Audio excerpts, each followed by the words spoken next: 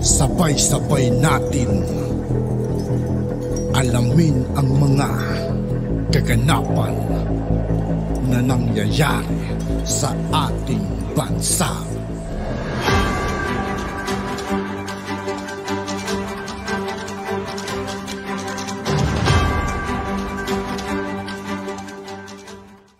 Yo, what's up mga kaibigan? This is I2K po again. Ngayon nandito naman ulit tayo sa channel ni Pinoy News TV. Dito naman tayo magbibigay ng komento at reaksyon. Pero bago ang lahat ng yan mga kaibigan, sa lahat ng hindi pa nakasubscribe kay Pinoy News TV, mag-subscribe na po tayo at huwag nyo rin pong kalimutan mag-subscribe dito sa aking channel.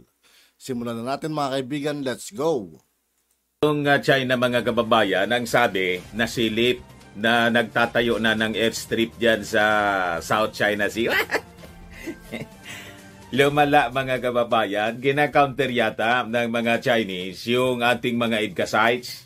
Kikipag-competition yung China. Alangan manitigil natin yung EDCA sites. Di lalo silang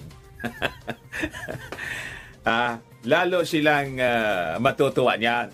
And I think mga kababayan, matagal na nila yan na plano. Simula pa na yung unang mga islands dyan at mga artificial islands.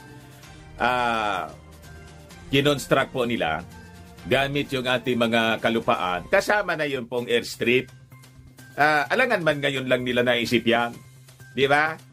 So tama lang, nadagdagan pa natin yung ating mga EDCA sites. Sabi ko nga, i-fortify natin lahat ng mga islands natin facing facing South China Sea o West Philippine Sea. Lagyan na natin yan ng mga warheads. Mga ICBM at mga pati mga medium range missiles mga kababayan. Tadtarin na natin yan with the nuclear warheads. Yun ang pinakang madali po. Sila nagko-construct pa lang. Tayo posisyon na natin. Kasi may mga EDCA sites naman tayo po na existing na ngayon. Pero anya Mr. Maravillas, di ka ba nababala sa mga ganitong developments na nababasa natin? Hindi po. Trust God. Yan mga airstrip na yan at artificial islands po na kinonstruct po nila. Wala man po yan. Sa tribulation po kasi, sabi sa Word of God, in Matthew, in Revelation, lilindol.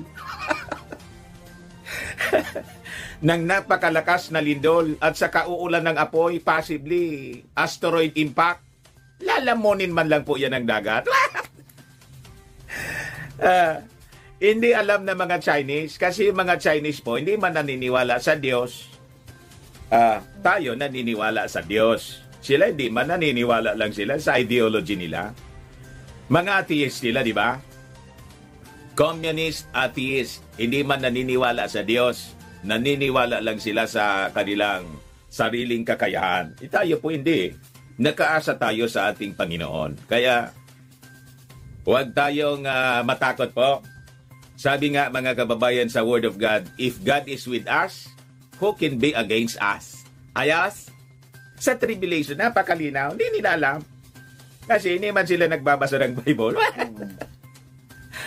Paglindol po ng napakalakas, aalsa yung dagat, lalamunin sila diyan sigurado sa South China Sea na kinamkam nila at nagtayo sila mga kababayan ng mga artificial islands. Magigiba man lang po yan. Di ba? Ipagpomosisyon tayo ng mga nuclear warheads dito. Paglosob nila, siyempre sasabog. Ayan, diyan na sila po malilibing. Bomba atomika. You just imagine mga kababayan yung Nagasaki, Hiroshima. Nanood kayo ng yung pelikulang bago ngayon? Oppenheimer. Ayun po. Yung Oppenheimer. Kaya importante po yung tinatawag na nuclear deterrence. Noon, ayaw sumurrender mga kababayan ng Japan. Ayun, nakadevelop yung Amerika ng weapons of mass destruction. Alam na ninyo, that is part of history. Although we know na yung China, may nuclear weapons din po. O di, sabayan na po. Alam nila yon na pag ginamit ito, mga kababayan ng Amerika at gumamit sila, tapos na yung territory na pinag-aagawan. Tama pa? So, mamimili sila, mga kababayan. Ang choice is, make peace with us. Pero promise mga kaibigan, ngayon ko lang nalaman, no, na hindi pala naniniwala sa Bible ang mga Chinese. Live and let live, o Kumbaga sa sariling kakayahan lang din pala sila, doon pala sila naniniwala. Pero pagdating sa mga Bible, wala pala silang pinapaniwalaan. lahat tayo maabo. Ganun lang po, mga kababayan. Nasusulat po, lulubog yung lahat ng mga islands, mawawala. Iyan pang artificial island lang. At ginawa nilang airstrip. Ito po, China appears to be constructing an airstrip on a disputed South China Sea island that is also claimed by Vietnam and Taiwan. According to satellite photos analyzed by the Associated Press, the work on Triton Island in the Paracel Group daw mirrors construction on 7 human-made islands. Gumagawa na po sila ng airstrip para landingan ng kanilang mga warplane siguro po. So permanent military base yung kinoconstruct na, madaling sabi, ng mga Chinese diyan sa lugar na yan ng South China Sea. Desidido talaga po. Kaya kung gaano kadesidido ang mga Chinese sa pagkamkam dyan, yung resolve natin sa pag-defend dapat ipakita din po natin. Ganun po. Pag hindi po, lalamunin tayo nila ng walang kalaban-laban. Ganon ang plano ng mga Chinese na sabi ng mga DDS, kaibigan natin. Lalo ni Maudigs. So ito yung mga human-made islands in the Spratly groups to the east which have been equipped with airstrips, docks, and military systems. Yun ang compete nila yung EDCA sites ng mga Amerikano dito sa ating bansa. Although it currently appears to be somewhat more modest in scale. Ayan po, mga kababayan, busy-busy yung mga Chinese. Tapos tayo, sinisilip-silip palagi yung mga barko natin at yung mga malilit na bangka. And we are accused na may dalaan nga kayong construction material dyan sa Ayungin Siol. What?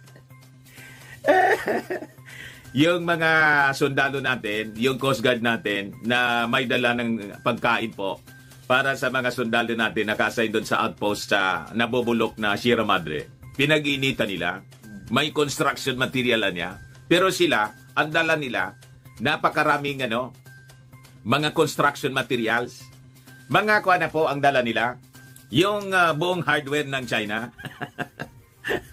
Hardware store. Dala-dala nila. Nandoon na sa mga barko. Ang laman, hardware. Para sa construction po ng mga military base nila. Plus airstrip. I-report na mismo.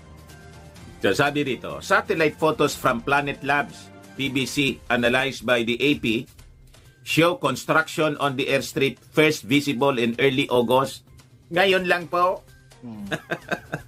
Bago to. The runway as currently laid out would be more than 600 meters, 2,000 feet in length, long enough to accommodate turboprop aircraft and drones, but not fighter jets or bombers. Maliit lang muna. Pero gano'n ang strategy nila. Tapos, expand ng expand. Ganon, mga kababayan. So sabi dito, also visible are large number of vehicle trucks. Inakot na nila, pati mga malalaking trucks.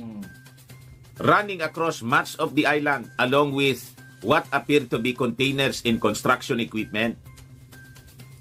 Triton is one of the major islands in the Paracel Group, which is roughly equidistant from the coast of Vietnam in China's island province of Hainan. China has had a small harbor and buildings on the island for years, along with a helipad and radar arrays. Ito yung una na pinagluloko po tayo panahon ni GMA nang tumindi, mga kababayan, yung activity nila diyan po sa West Philippine Sea, sa South China Sea. Sabi po ni Jinggoy at saka ni JB Ears ito, nag-opening salbuan niya yung mga Chinese dyan nang mangyari yung NBN CTE deal. Galit yung magkapatid mga kababayan kasi sinisisi pa yung kanyang tatay.